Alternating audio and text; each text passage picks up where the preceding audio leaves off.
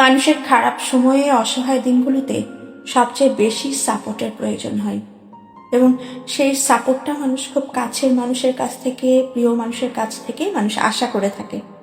অথচ সেই সময়ে মানুষগুলো তার কাছের মানুষ, প্রিয় মানুষের কাছ থেকে অবহেলিত হয়।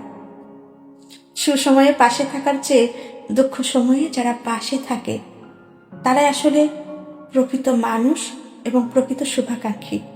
তারাই কিন্তু আপনাকে মন দিয়ে ভালোবাসে।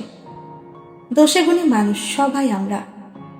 মানুষের দোষগুলি প্রকাশ না করে গুণগুলি প্রকাশ করতে পারলে মনে হয় আমরা নিজেরাও শান্তিতে থাকতে পারতাম, এবং সেই মানুষের কাছ থেকেও কিন্তু আমরা অনেকটাও দোয়া পেতাম।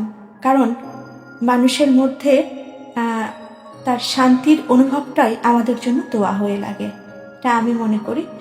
আর মানুষকে আসলে মুখে দোয়া চাইতে হয় না।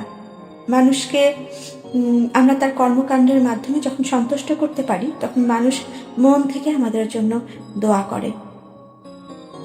কিন্তু আমরা যেটা করি, উল্টোপাল্টাভাবে চলতে স্বাচ্ছন্দ্য বোধ করি, আর মানুষকে তার দুর্বল মুহূর্তগুলোকে বেশি মনে করিয়ে দিই, যার ফলে মানুষ মন থেকে অনেক কষ্ট পায়। আসুন আমরা ভালো থাকি আমাদের নিজস্বতায়, এবং সবসময় সকলের জন্য ভালো চিন্তা করি, সকলের ভালো কামনা করি। তাতেই মনে হয় আমাদের জীবনটা অনেক শান্তি পাবে।